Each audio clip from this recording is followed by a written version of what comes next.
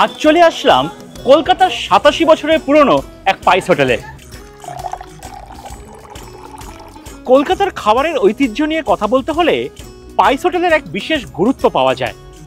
বাড়ির বাইরে বাড়ির মতো রান্নার স্বাদ, এই হলো স্পাইস হোটেলের মূল মন্ত্র। তাহলে আর কথা না বাড়িয়ে কবজি ডুবিয়ে খাওয়া শুরু করা যাক।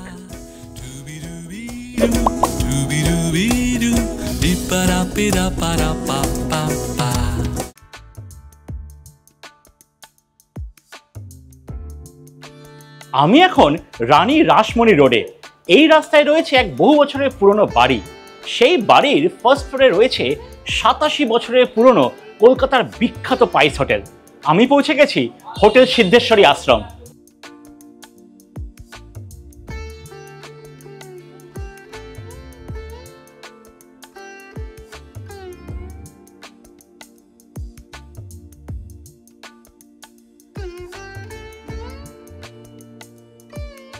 কলকাতার প্রাচীন স্পাইস হোটেলের এক অন্যতম হলো হোটেল সিদ্ধেশ্বরী আশ্রম। ভেতরে প্রত্যেকটা জায়গায় রয়েছে প্রাচীনত্বের ছোঁয়া। মাথার ওপর লোহার কড়িবর্গার ছাদ, আর বসার জন্য ছোট ছোট কাঠের টেবিল চেয়ার। এত পুরনো হলেও চারিদিক পুরো ঝকঝক করছে, কোথাও কোনো মাছের আষ্টে গন্ধ নেই। ১৯২০ দিকে কলকাতায় মেসবাড়ির চল তুঙ্গে। ১৯২৮ সালে এই বাড়িকে মেসবাড়িতে কনভার্ট করা হয় আর নাম দেওয়া হয় সিদ্ধেশ্বরী আশ্রম। গ্রাউন্ড ফ্লোরে মেসবাড়ি আর ফার্স্ট ফ্লোরে যেখানে আমরা বসে আছি এটা ছিল খাওয়ার জায়গা। তবে এই মেসবাড়ি পরিচিতি হয় এখানকার খাবারের স্বাদের জন্য। তখনকার কলকাতায় হোটেলে এত ভালো কোয়ালিটির খাবার পাওয়া যেত না। ১৯৩৮ সালে পাবলিক ডিমান্ডে এই মেসবাড়ির কর্ণধার ক্ষুদিরাম সরকার এই হোটেলের দরজা খুলে দেয় সাধারণ পাবলিকদের জন্য, আর সিদ্ধেশ্বরী আশ্রমের আগে হোটেলের নামটা যুক্ত হয়ে যায়। স্পাইস হোটেলে খেতে আসলে আপনাকে প্রত্যেকটা জিনিসের দাম দিতে হয়, সে কলাপাতাই হোক বা মাটির ভাঁড় বা সঙ্গে দেওয়া লেবু। ডাল, ভাত, মাছ, মাংস, সবজি, তরিতরকারি যা খাবেন সবকিছুর আলাদা দাম নির্ধারণ করা থাকে। তবে মজার বিষয় হলো এই যে মেনুর যে দাম প্রত্যেক দিন সেদিনকার বাজার দরের হিসেবে চেঞ্জ হয়। শুরু করছি সরু চালের ভাত দিয়ে, তার সঙ্গে মুগের ডাল।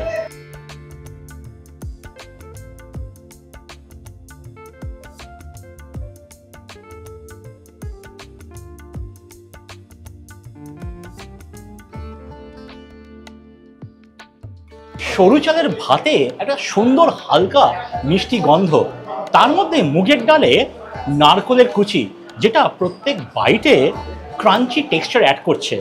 আর যদি ওপর থেকে একটু লেবু চিপে নেন তাহলে স্বাদের মাত্রাটা এখান থেকে এখানে উঠে যাবে। আর ডাল ভাতের সাথে সবচেয়ে ভালো যায় ঝুরি আলু ভাজা।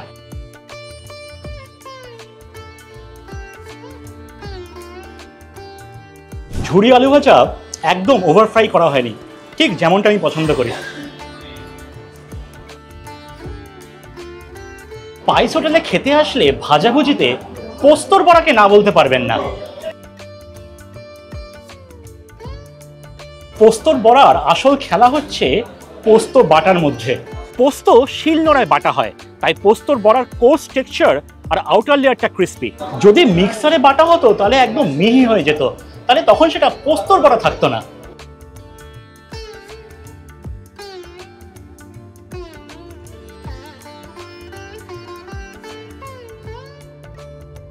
পোস্তর বড়া যখন খাবেন ভাতের সাথে মেখে খাবেন। পোস্তর বড়াতে পেঁয়াজ আর কাঁচা লঙ্কার ফ্লেভারটা দারুণ লাগছে, আর তাওয়াতে সর্ষের তেলে শ্যালো ফ্রাই করা হয়। আরে বুঝতেই পারছেন পোস্ত আর সর্ষের তেলের ফ্লেভারের কম্বিনেশনটা কেমন তুখর। ভাজাভুজির পরে যদি একটু আমিষ তরকারি প্রেফার করেন তাহলে ওল চিংড়িটা রেকমেন্ড করব।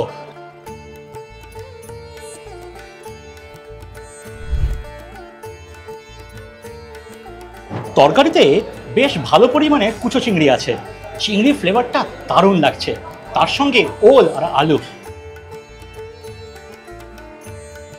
যদি আমি খুব একটা ভুল না হই এর মধ্যে একটু মাছের তেলও দেওয়া হয়েছে, তাই জন্য স্বাদটা অন্যরকম লাগছে। যদি আপনাদের ওল খেতে অসুবিধা হয় এদের কিন্তু মোচা চিংড়িও হয়, তবে সেটা জিজ্ঞেস করে নেবেন, কারণ এদের মেনু প্রত্যেক দিন চেঞ্জ হয়। আমি যেরকম গ্রাফিক টি শার্ট পরি, যদি এরকম টি শার্ট আপনাদের কিনতে হয় চলে যান বংমেডের অনলাইন শপিংয়ের ওয়েবসাইটের লিঙ্কটা ডিসক্রিপশনে দেওয়া রইল। চলুন এবার খাবারে ফেরা যাক। এই পাইস হোটেলে প্রচুর মাছের অপশন আছে, তবে বিখ্যাত প্রিপারেশন হলো ভাপা রুই।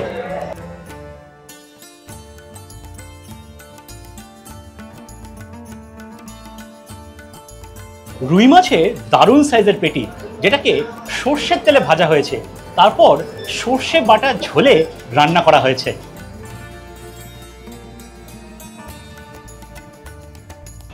সর্ষে বাটার ঝাঁজ আর ফ্লেভারটা পারফেক্টলি ব্যালেন্সড, অতিরিক্ত তেল মশলাওয়ালা রান্না নয়, আর মাছ একদম পারফেক্টলি ভাজা হয়েছে আর একদম ফ্রেশ। দেখুন, পাইস হোটেলের ব্যাপারে একটা জিনিস কিন্তু আপনাদের জানিয়ে রাখি, এখানকার ম্যাক্সিমাম কাস্টমার হচ্ছে রেগুলার কাস্টমার, তাই জন্য প্রত্যেক রান্নায় তেল মশলা খুব কম থাকে, কারণ যারা রেগুলার খাচ্ছে তারা যদি রোজ বেশি তেল মশলাওয়ালা রান্না খায় তাহলে শরীর খারাপ হয়ে যাবে। পাইস হোটেলে যখন মাছ খাওয়া শুরু করেছি, চিংড়ি মাছ খাবো না সেটা হয় না। অর্ডার করে দিলাম 1 প্লেট চিংড়ি মালাইকারি, এক পোর্শনে 2টো বিশাল সাইজের গলদা চিংড়ি।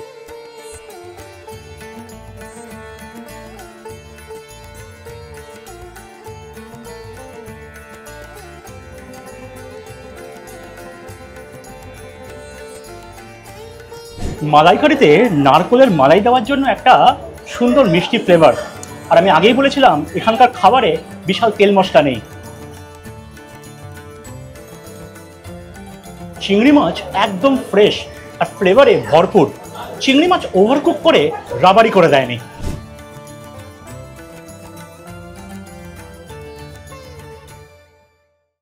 আর যারা মাছ ভালোবাসেন না তাদের জন্য অপশন আছে মাটন কারি, এক পোর্শনে 2 পিস মাংস আর 1 পিস আলু।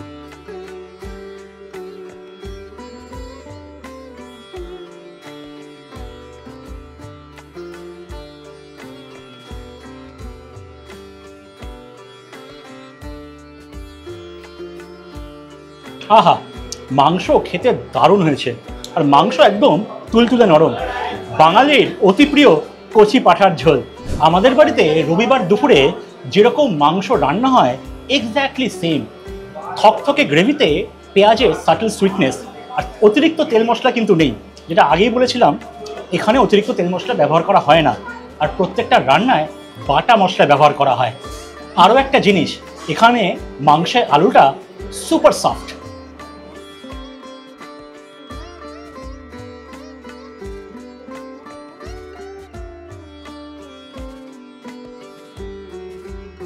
শেষ পাতে চলে আসলো আমের চাটনি।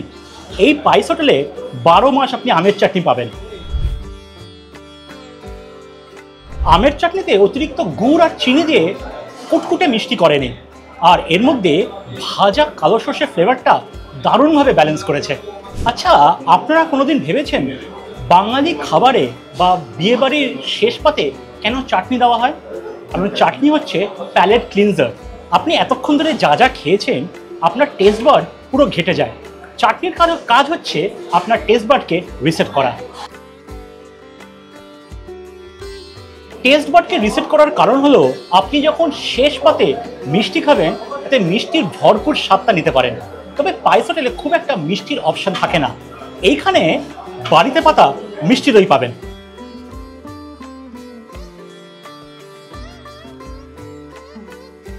এটা হলো সাদা অল্প মিষ্টি দই, একদম ঠান্ডা জমাট বাঁধা। এত ভালো খাবারের পরে এরকম দই হলে খাবার সম্পূর্ণ হয়।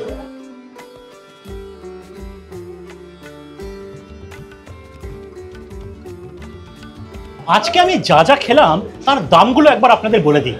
সরু চালের ভাত 30 টাকা, মুগ ডাল 22 টাকা, ঝুরি আলু ভাজা 25 টাকা, পোস্তর বড়া 60 টাকা প্রতি পিস, ওল চিংড়ি 45 টাকা, ভাপা রুই 80 টাকা, চিংড়ি মালাইকারি 220 টাকা, মাটন কারি 160 টাকা, আমের চাটনি 20 টাকা, মিষ্টি দই 34 টাকা 100 গ্রাম। এছাড়া কলাপাতা, মাটির ভাঁড়, লেবু এর জন্য আরো এক্সট্রা 10 টাকা ধরে নিন। হোটেল সিদ্ধেশ্বরী আশ্রম রোজ খোলা সকাল 10টা থেকে বিকেল 4টে পর্যন্ত, আবার খোলে সন্ধ্যে 7টার সময়, খোলা থাকে রাত 10:30 পর্যন্ত। ল্যান্ডমার্কটা হচ্ছে জানবাজার চত্বরে রানী রাসমণির বাড়ির একদম পাশে। তাছাড়া গুগল ম্যাপসের লিঙ্কটা ডিসক্রিপশনে দেওয়া রয়েছে। এইবার বলুন কেমন লাগলো আজকের ব্লগ? ভালো লাগলে লাইক আর শেয়ার করতে ভুলবেন না। ফুডে আর কি ধরনের কন্টেন্ট দেখতে চান একটু কমেন্ট সেকশনে জানাবেন। তবে তার আগে চ্যানেলটাকে সাবস্ক্রাইব করে নেবেন, কারণ আপনাদের এক একটা সাবস্ক্রিপশন এই চ্যানেলকে অনেক দূর অব্দি সাপোর্ট করবে। আর এভাবে চ্যানেলের পাশে থাকবেন, তাহলে তো এরকম আরো ইন্টারেস্টিং কন্টেন্ট বানানোর এনকারেজমেন্ট পাবো। তাহলে আসি আজ, দেখা হচ্ছে পরবর্তী এপিসোডে। ততদিন ভালো থাকবেন, সুস্থ থাকবেন। নমস্কার।